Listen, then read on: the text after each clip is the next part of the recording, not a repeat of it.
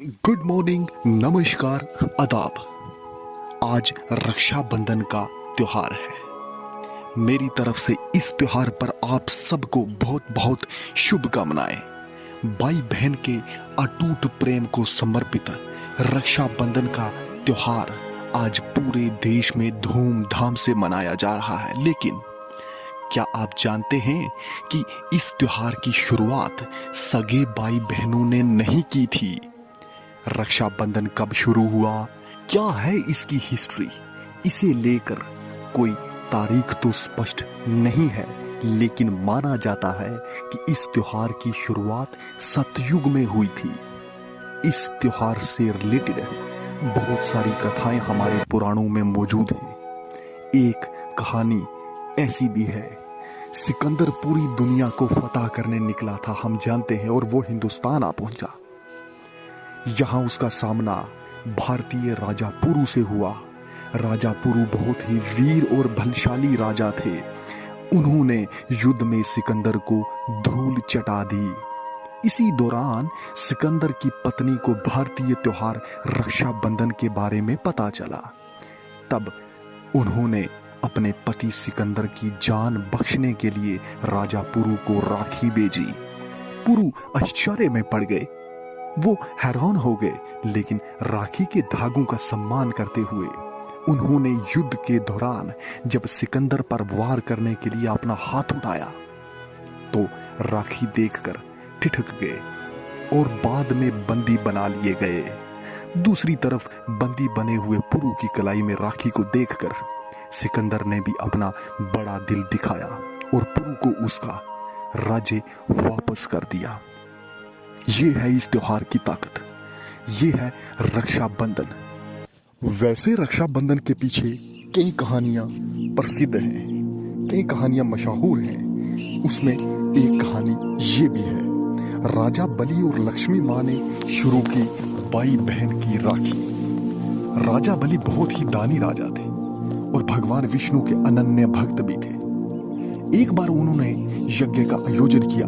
इसी दौरान उनकी परीक्षा लेने के लिए भगवान विष्णु वामन अवतार लेकर आए और दान में राजा बलि से 3 पग 3 पैर भूमि देने के लिए कहा, 3 पैर जमीन देने के लिए कहा, लेकिन उन्होंने 2 ही पैर में पूरी जमीन और आसमान नाप लिया। इस पर राजा बलि समझ गए कि भगवान उनकी परीक्षा ले रहे हैं। तीसरे पैर के लिए उन्होंने भगवान का पैर अपने सर पर रखवा दिया। फिर उन्होंने भगवान से याचना की, अब तो मेरा सब कुछ चला ही गया है, प्रभु आप मेरी विनती स्वीकार करें और मेरे साथ पाताल में चलकर रहें। भगवान ने भक्त की बात मान ली और बैकुंठ छोड़कर पाताल चले गए। उधर देवी लक्ष्मी परेशान हो गईं। फिर उन्होंने लीला रची और गरीब महिला बनकर राजा बलि के सामने पहुंची और राजा बलि को राखी बांधी।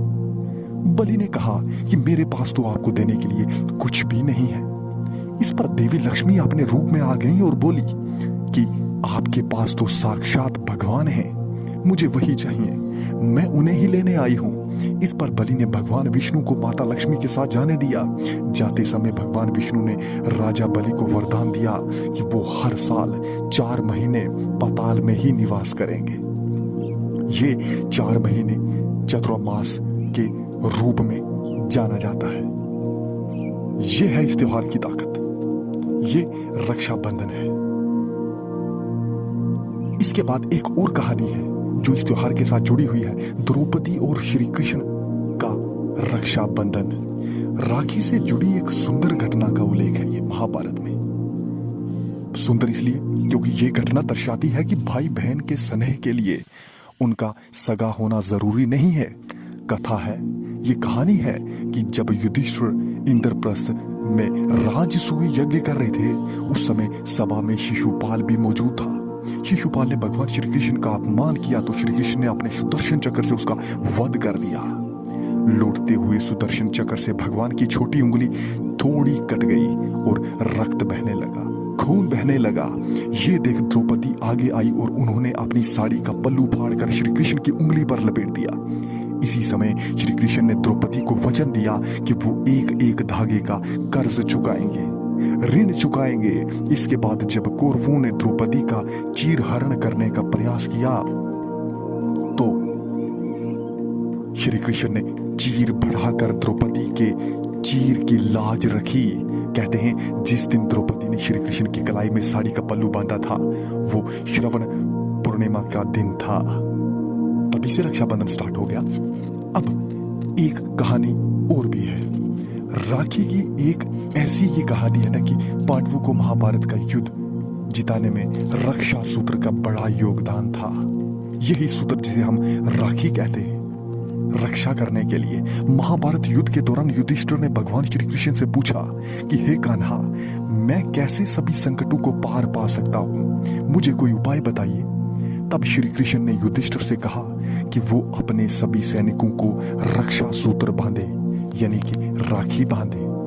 इससे उनकी विजय सुनिश्चित होगी, उनकी जीत अवश्य होगी, उनकी जीत ही होगी। युधिष्ठिर ने ऐसा ही किया और विजयी बने, वो जीत गए। ये घटना भी सावन महीने की पूर्णिमा तिथि पर ही घटित हुई मानी जाती है।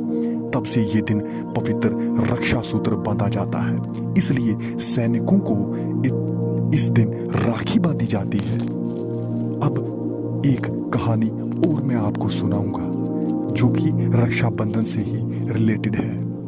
पत्नी सची ने इंद्रदेव को बांधी थी राखी। भविष्य पुराण में एक कथा है कि वृत्रासुर से युद्ध में देवराज इंद्र की रक्षा के लिए इंद्राणी शची ने अपने तदोबल में एक रक्षा सूत्र तैयार किया और श्रवण पूर्णिमा के दिन इंद्र की कलाई में बांध दिया। इस रक्षा सूत्र ने देवराज की रक्षा की और वो युद्ध में विजयी हुए। ये घटना भी सतयुग में हुई थी। तब से रक्षाबंधन का ये त्योहार मनाया जाने लगा। ये कुछ कहानियां थी जो कि रक्षाबंधन के साथ जुड़ी हुई थी। उम्मीद है कि हमने अपने नॉलेज को बढ़ाया होगा।